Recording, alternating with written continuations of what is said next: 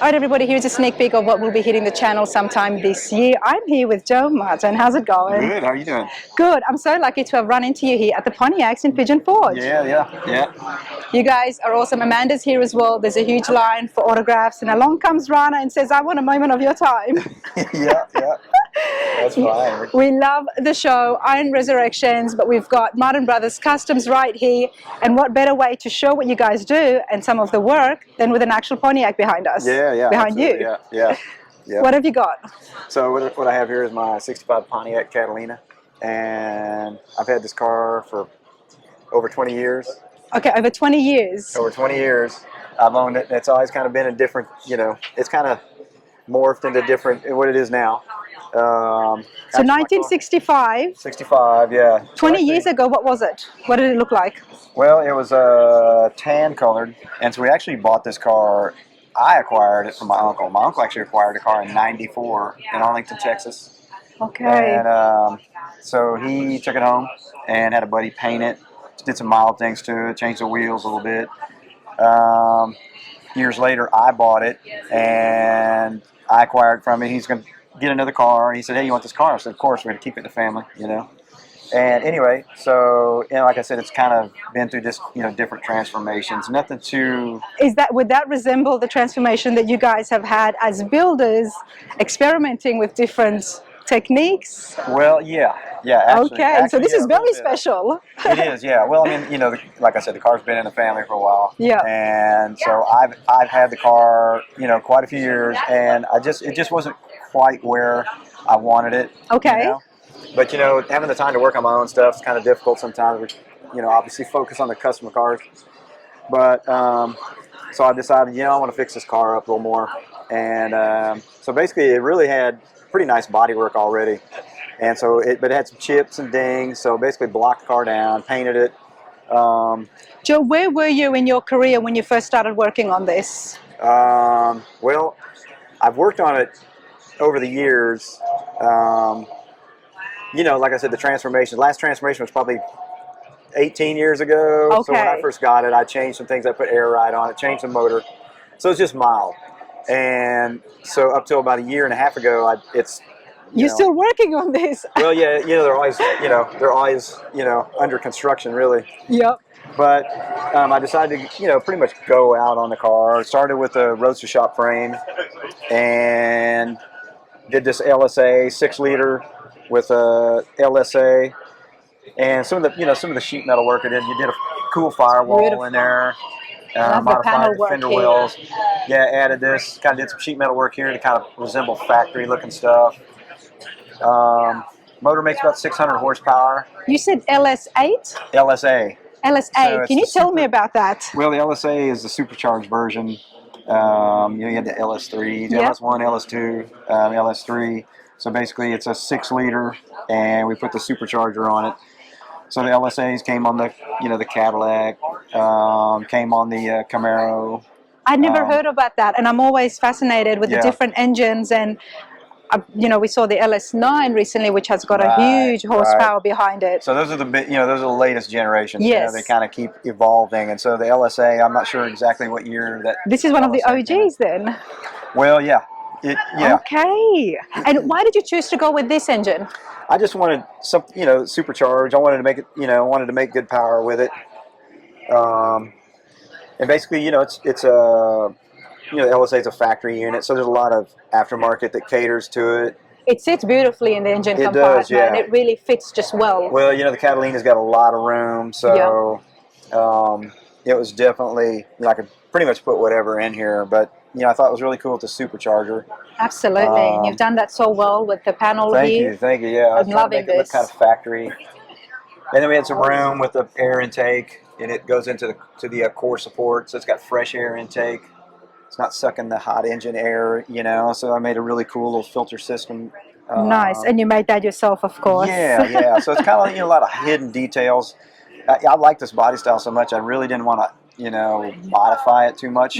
So really the car doesn't have really any body modifications other than just the bumpers have been tucked a little bit. But there's a lot of details inside here. There's details in the car, but it hasn't, a lot of the cars we do, we gap them really tight. The door gaps, hood gaps, trunk gaps. And this one, was really nice shape. I just didn't want to get into that. I wanted to be able to enjoy it without, you know. And I think a lot of people here at the Pontiac show would appreciate that, because so many of them have got garage builds here as well, and they want to see something get enjoyed. And you, a high-end builder like yourself, you could have done anything, and you could have just really taken it to the moon with it, but you kept things down to earth with this. Well, you know, the car was such especially a great on the shape. outside, not when you open this up and it's like, okay. Well, yeah, and you know, I kind of wanted to leave it factory. I didn't want it too wild. I just wanted a really nice looking stance. I wanted it, you know, like I said, this body style looks so cool the way it is. Absolutely. I put a roadster shop frame underneath it, so we had to do a lot of work on the floors.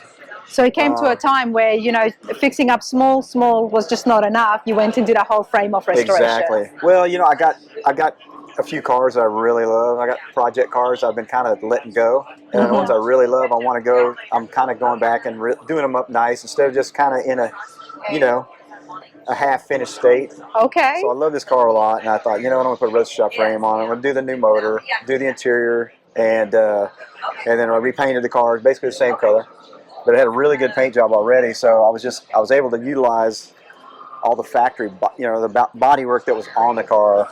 Was this one of the factory colors?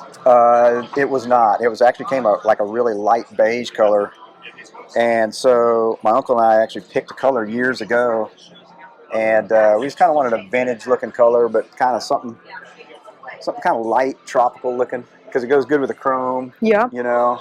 And 65, you said the body lines are all stock. Because I mean, over here it looks like they could be custom work, but 100% stock. You know, even the gaps are stock on the car. So the car was really, you know, it came from Texas, so it's never had any rust or anything. Gotta love the body shapes here. They're just so, every year was so different, slightly different. Yeah. When it came to the panels, and this was the 65. That was a cool thing about that era. They changed the body quite a bit. Now 66 was similar looking. You know, they changed the taillights a little bit. There's a little bit of different details on the grill. 66 was very close to it, but I like the 65 style just a tad bit better. I like it too. I like just this side profile right here. They were really perfecting the muscle car, weren't they? Yes, yeah. But you know, they did a lot of cool stuff in 65. They had a Grand Prix, they had a wagon, you know, and they had a post version of the car. You know, and which exact one is this? This is a Catalina. The Catalina. So it's just a two-door hard top, and so yeah, basically factory gap car. It was just so solid. Like I said, really the only thing I did was trim the bumpers a little bit. Okay. Just a tad bit, but you know, a lot of the factory lines, nothing too tight. Just kind of clean up the lines a little bit. You know, like I said, the car's got such cool lines anyway. One of the cool things with the frame is I had them set it up to run a 22 diameter wheel with a 12-inch wide. These are 22 by 12? 22 by 12, yeah, with the red lines. The Diamondback? Yes. Yeah. Yep. They did the red lines for us. They do amazing stuff. The Diamondback tires, and this is one thing that I recently found out because I'm using them as well.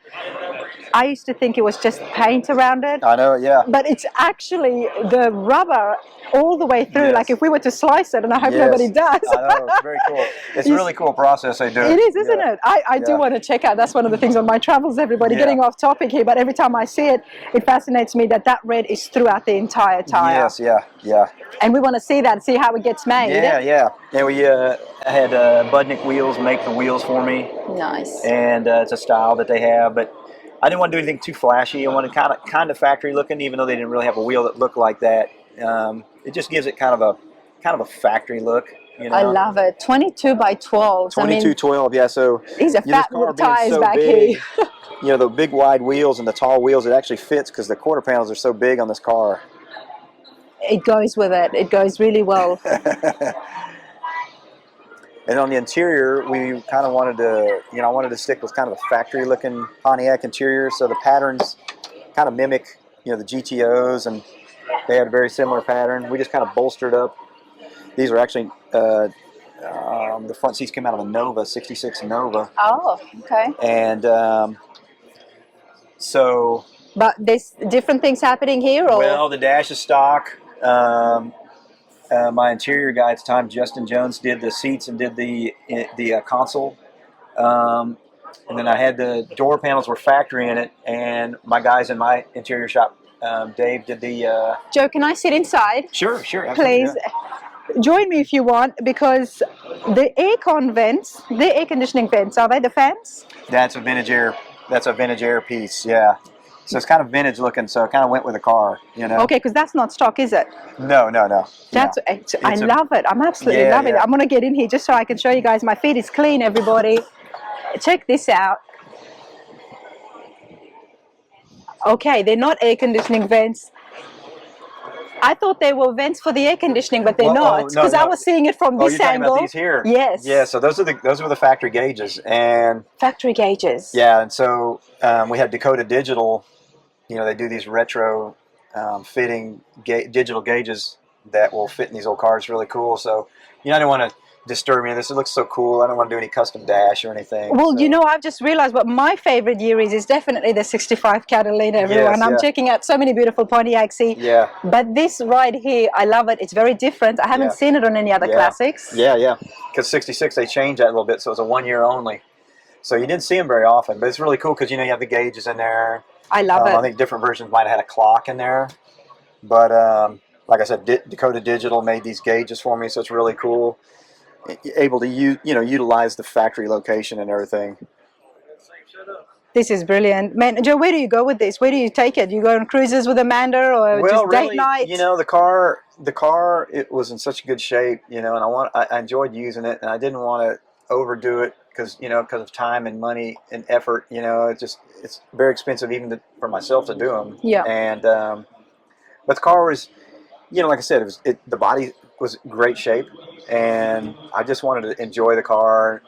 You know, you make them so radical and so nice, you can't really enjoy them. You know, you're worried about getting them in the rain or getting rock chips, you know, and bugs, you know, stuck to them, but really, you know, I just wanted to you wanted to enjoy the classic. just enjoy it and be able to use it and make it solid. You know, the roadster shop frame, LSA, vintage air, everything's, you know, it's tried and true products. It works good. It's very solid, and that's what we want to hear from top builders like yourself. You've got a massive shop. The name speaks for itself, but you're still able to make something like this where you just want to enjoy it, where other people can relate to it and just see that classics cars is not all about custom and cutting metal. Right, yeah. It's more about just honoring that vintage look. Well, and you know, with that being said, too, we're seeing a lot of customers that are, you know, a lot of high-end customers that have had these show cars and they trailer them around and they don't really get to use them and enjoy them. And so we're seeing this big trend. You know, roadster shops have been doing a lot of these, you know, they call them the survivors. Yes. Where, you know, you take a really nice bodied car, put all the modern amenities underneath. Yep.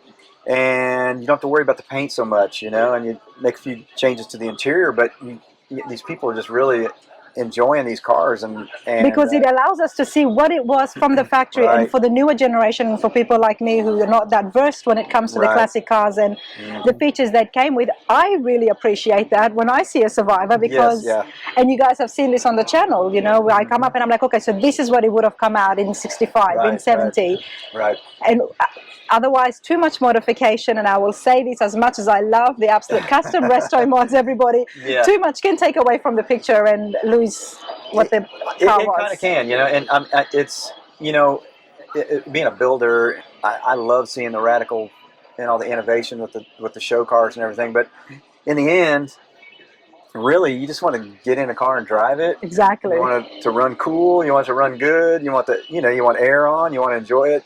You know, if you get caught in the rain, you're not going to worry about it exactly. so much. And you don't necessarily need to have a trailer everywhere you go, you know. So that's kind of the beauty of it. And I think a lot of people really are wanting to enjoy these cars more and drive them. And, you know, with the modern crate engines and modern frames, it, you know, makes it way easier to attain that, be able to drive them and enjoy them, you know, like a modern car, really. I certainly appreciate that, and I think so many people sitting at home as well. Often we go to SEMA and we see all the car shows and award-winning cars. They're beautiful, but when it comes to building our own, and that's why my mind keeps changing every now and then. So who knows what that truck's going to look like. But it's nice to hear that, because we do want to drive it. We're not just building this to put it on a trailer, putting all this much time and money into it to actually sit and enjoy it. And coming from yourself, that says a lot. Yeah, thank you. I appreciate it. Well, it's kind of what the trends are right now, and we're embracing it. And it's like I said, it's really fun to drive these things around. And I think more people are wanting to really enjoy their cars now. Absolutely. You know? Big fan club for the Pontiacs. Now, Joe, you're on Ranas radar. What is your favorite car? Are you truly just a Pontiac guy? No, or? no, I love a little bit of everything. We got invited to come to the show years ago. Well, we've been trying to get to the show, and it finally happened. So we finally made it here, and just, you know, the Pontiac people, everybody's. I love all cars, really. I'm especially partial to GM. You know, I love the Pontiacs, I love Buicks, I love it all, really. All the cars, foreign cars, whatever. And so it was just really cool to come to an all Pontiac event. Yeah. And so kind of when we booked the show, it kind of forced me to make sure I get this car ready to go. So we that was love my it. goal, this show, to have the car there. So it kind of forced me to get in gear. No, we love it, and we absolutely appreciate it because it's going such a great cause behind this show. Yeah. And to have you guys here supporting that as well, Yeah. speaks truly of your character and of Amanda's as well. So the Blackburns did tell us that, you know, you guys just made sure to bring this car, and they were very happy and pleased with that. Well, you know, like you said, the event supports St. Jude, and we love doing a lot of stuff with St. Jude, and so I mean, it's kind of a win-win for everybody. You know. Absolutely. Yeah. This has been so cool, and I'm so glad that I was able to get a bit more of your time. Last time we spoke, I think we were cruising the coast. Yeah. It was just a brief hello, quick, let's take a picture, but I would love to come out to Austin and check out the shop. Sure. And but as always, of course, you've got to teach me something, Joe. I don't just come out for free. Okay. You've got to teach me one skill at the hot rod some shop. Hammers out and some welders and something. That's it. That's what I'm talking about. Love it. Thank you so much. All right. Good to see you. Appreciate it.